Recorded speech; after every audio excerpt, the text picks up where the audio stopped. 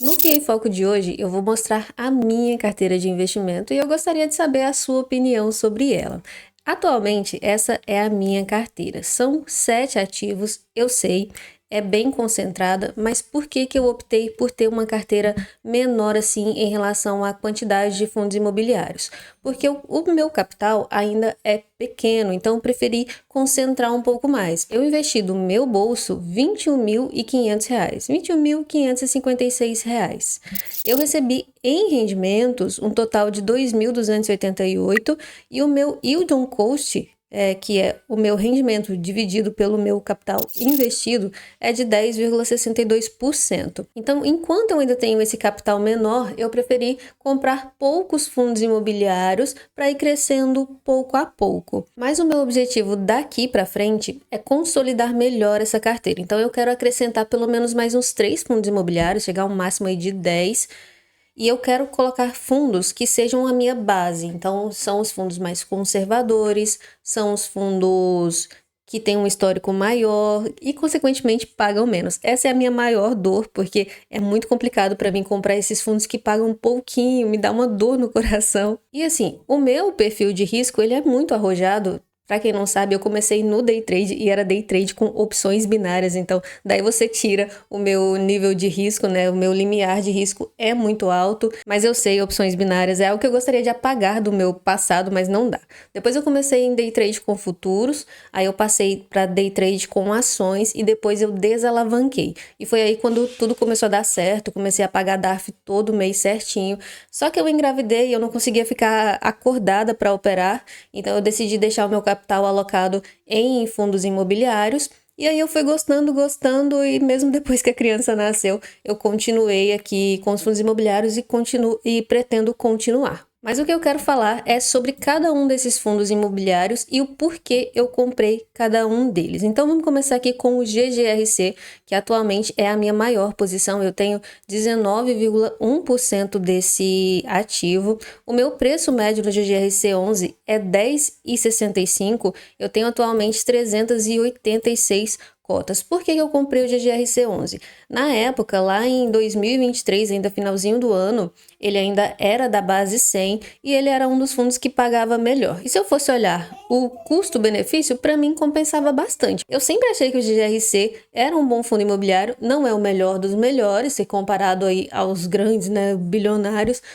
da bolsa, mas ele já tinha mais de 20 imóveis, tinha uma diversificação geográfica muito boa, e a gestão das agros, que para quem não sabe é a terceira gestão desse fundo imobiliário, ela é muito boa. Atualmente eles estão melhorando muito, eles estão mais comunicativos, o fundo está crescendo muito, então a gestão está indo muito bem, mas antes também não era tão ruim. E como ele pagava melhor em relação aos seus pares, HGLG, BTLG, HSLG, tudo, ele pagava melhor que todos os outros. Então, como eu invisto por dividendo, nossa, não pode investir por dividendo. Sim, a primeira coisa que eu olho é o dividendo, depois a tese do fundo imobiliário e depois todos os outros indicadores.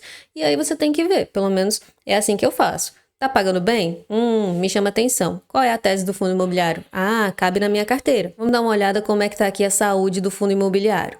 Tem risco? Tem risco. Então, vamos compensar isso no quanto ele está pagando. Foi isso que eu fiz para escolher o GGRC 11. E eu não me arrependo de ser a maior posição da minha carteira. Vai ficar aí como um fundo de base. Eu acho ele um fundo até conservador. Então, eu gosto bastante. O segundo que eu vou falar é o RZTR 11. Esse fundo eu investi basicamente pela tese dele, desde que eu vi o RZTR. Um fundo imobiliário que investe em fazenda. Acabou, eu já queria comprar esse fundo imobiliário e aí tô comprando desde... Na verdade, eu já tinha comprado um tempo antes, mas ele subiu bastante, aí eu realizei lucro e aí depois eu decidi comprar para não vender mais e comecei a comprar, que é o 95,19 a minha primeira compra. E atualmente o meu preço é R$ 92,93, eu tenho 41 cotas. E ele já me pagou R$ 398,25. Esse fundo imobiliário, a gestão dele gera muito capital aos cotistas, eles estão sempre distribuindo rendimento não recorrente. Isso é muito interessante, porque se você paga taxa de administração, o mínimo que você espera é que a gestão saiba realizar ganho de capital, né, para agregar lucro ao cotista. E assim, Eu gosto muito desse fundo imobiliário. Ah, é de tijolo? Ah, é de papel? Na minha opinião, é um fundo de tijolo, até porque eu já perguntei lá pro RI e eles me falaram que as fazendas são do fundo, eles têm a escritura, a fazenda está no nome do fundo, então, na minha cabeça, é um fundo de tijolo, só que a forma como eles estruturam essas transações, essas operações, é muito parecida com um fundo de papel, por isso aí toda essa confusão. Mas é um fundo que vai permanecer na minha carteira por muito tempo. O FATN, eu também investi pela tese do fundo. O meu preço médio nele é R$ 83,78. Ele já me pagou de lá para cá R$ 155,80. Eu tenho atualmente 30 cotas. Eu fiz uma venda aqui. Não foi por nada, é porque eu precisava de dinheiro, não tenho reserva de emergência, então quando eu preciso eu tenho que fazer esse tipo de coisa. Dá pra ver que eu vendi com bastante prejuízo e depois eu já pude comprar um pouco mais e aumentar mais ainda a minha posição. Eu acho o FATN um pouquinho arriscado, não pela gestão, eu acho que a gestão é muito eficiente naquilo que faz, só que eles se comunicam muito, muito mal. Sempre tem alguém com dúvidas sobre o FATN, sempre tem alguém querendo saber alguma coisa que não tem uma resposta, sempre tem alguém tentando entender as transações do FATN. E o pior é que o RI desse fundo funciona muito bem, você faz as perguntas e eles te respondem, só que você não consegue entender, porque eles são muito técnicos, eles têm um linguajar muito técnico de mercado, não sei, parece que eles não sabem lidar com aquele cotista mais iniciante, sabe? Então, eu sempre considerei o FATN um pouquinho mais arriscado, mas é inegável que sempre gerou bastante lucro, visto que, olha o tempo que ele tá distribuindo renda não recorrente, né? E agora, na última live que eu vi da gestora, ela falou que o objetivo principal do FATN é chegar a distribuir 80 centavos sem recorrente. Isso é muito interessante, até para mim, porque olha só, o meu preço médio é R$ 83,78. Se ele continuar distribuindo 80 centavos recorrentemente, fora todo o ganho de capital que eles conseguem gerar, porque eles vendem bastante imóvel, gira bastante a carteira, então eu vou ganhar super bem, porque o meu yield on cost sempre vai ser alto nesse fundo imobiliário. Então ele vai continuar na minha carteira, mas sim, eu sei que ele tem, pelo menos eu considero que ele tem risco, então ele nunca vai ser a maior posição da minha carteira quando ela estiver bem consolidada. HSML11. Esse aqui é o fundo que eu me arrependo de ter comprado, porque a verdade é que eu não analisei muito bem esse fundo imobiliário. Achei interessante o fato de ele ser o único da bolsa que é o administrador dos shoppings, né? Porque a empresa que administra os shoppings do HSML é da HSI, tá? São shoppings bons, não são os melhores do mundo, o shopping AAA, que não sei o quê. Não. Mas são shoppings que têm indicadores operacionais muito bons, só que, na época, ele era o feed shopping que pagava melhor. E eu não sabia que ele estava distribuindo não recorrente. Eu não estudei a fundo. A culpa é toda minha. Eu não estudei a fundo e o fundo estava distribuindo não recorrente e eu comprei por isso. Tanto que, olha o meu preço. Altíssimo.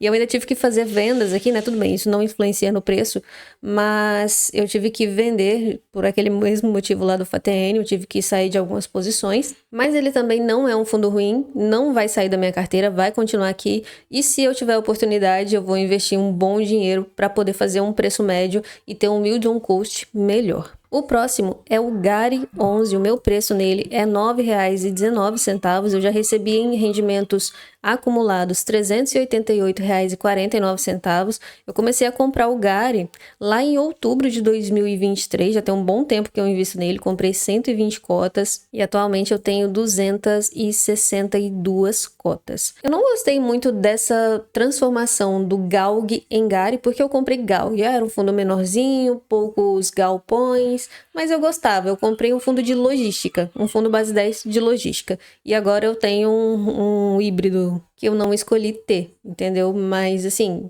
vai continuar aí também, ele tem entregado resultado muito, né? O que tá falhando mesmo é a comunicação do GARI, o RI não funciona, independente do seu nível de investimento, você tem que obter resposta do gestor, que é aquele cara que você paga a taxa de administração para cuidar do seu dinheiro. E SNEL 11 foi uma grande aposta no sentido assim, Não é aquela coisa, eu vou comprar e se subir bem eu ganho, se cair, perdi tudo. Não.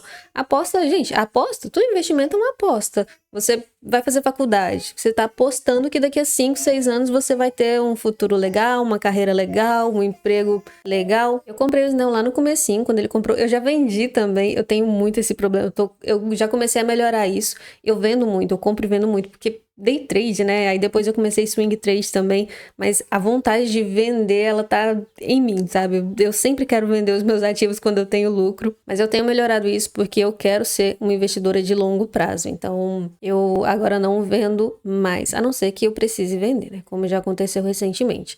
Então, eu achei a tese do Snell muito interessante. O primeiro fundo de energias renováveis era algo totalmente novo e que eu acho muito interessante, o setor de energia, né? De uma forma geral. E foi uma boa aposta, né? A gestão tem conseguido gerir bem o fundo. Recentemente, eles compraram várias usinas prontas, operacionais, alugadas, que vai agregar valor, que vai trazer mais receita imobiliária para o fundo, que esse era atualmente um problema, né? Porque eles não conseguiam, as receitas não conseguiam deslanchar, digamos assim. Até agora, até esse momento, eu estou contente com a gestão e com esse fundo. Pretendo continuar investindo nele. E o BBIG, que foi a minha última aposta, eu comprei o BBIG, eu comprei a ideia do BBIG em si, né? Eu acompanho ele desde o prospecto, sempre achei muito interessante. Um fundo base 10, um fundo de shopping, um fundo da BB Asset. Então, assim, expectativa lá em cima, sempre falei isso aqui no canal. E aí eu comecei a comprar. Vendi também com lucro, mas agora resolvi começar a comprar e carregar. Meu preço médio é R$ 6,97, acho que é o meu único fundo imobiliário que está com lucro atualmente.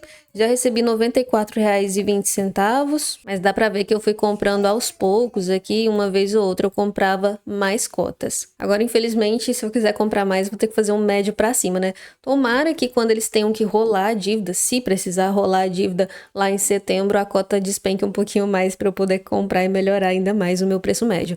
Mas atualmente está me pagando muito bem. O meu Vision Cost no BBIG é de 1,15% ao mês, então é muito bom. Bom, então essa é a minha carteira: GGRC, RZTR, HSML, FATN, BBIG, GARI e Snell 11.